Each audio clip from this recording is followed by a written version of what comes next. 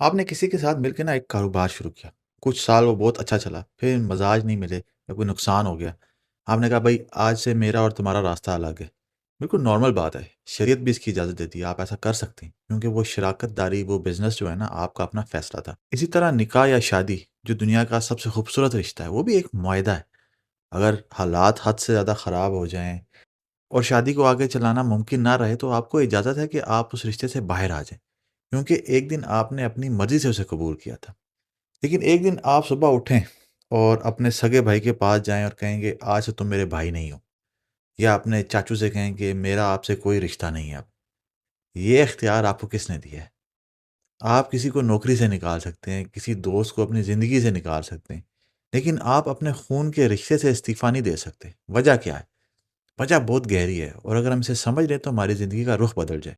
جو رشتے ہم نے خود بنائے ہیں نا انہیں توڑنے کا اختیار آپ کے پاس ہے، لیکن جو رشتے آپ کو بنے بنائے ملیں، ماں باپ، بہن بھائی، بیٹا چاچا، یہ آپ نے نہیں چنے، یہ اللہ نے آپ کے لیے چنے، یہ اس کا ڈیزائن ہے۔ قرآن مجید میں سورہ بقرہ کے اندر اللہ تعالیٰ نے فاسق کی نشانیاں بتائی ہیں۔ فاسق کون ہے؟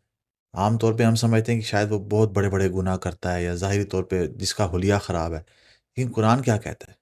فاسق وہ ہے جو اللہ کے عہد کو مضبوط باندھ لینے کے بعد توڑ دیتے ہیں اور ان رشتوں کو کاٹتے ہیں جنہیں اللہ نے جوڑنے کا حکم دیا۔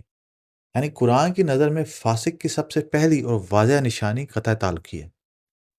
ہمیں لگتا ہے کہ ہم کسی رشتہ دار سے ناراض ہو رہے ہیں، اصل میں نا لاشعوری طور پہ ہم اللہ کی تقسیم سے ناراض ہو رہے ہیں جس نے اسے ہمارے رشتہ دار بنایا ہے۔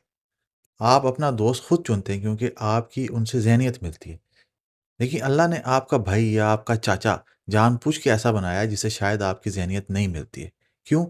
کیونکہ وہ آپ کا امتحان ہے، اور امتحان جو ہے نا اس کا پرچہ آپ خود سیٹ نہیں کرتے، وہ اوپر سے بن کے آتا ہے۔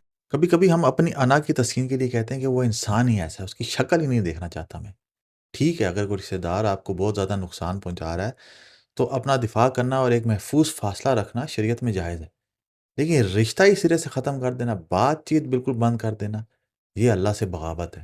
نبی صلی اللہ علیہ وسلم کی واضح اور دو ٹوک حدیث ہے، قطع رحمی کرنے والا یعنی رشتے ناطے توڑنے والا جنت میں داخل نہیں ہوگا۔ یہ کتنی خوفناک بات ہے۔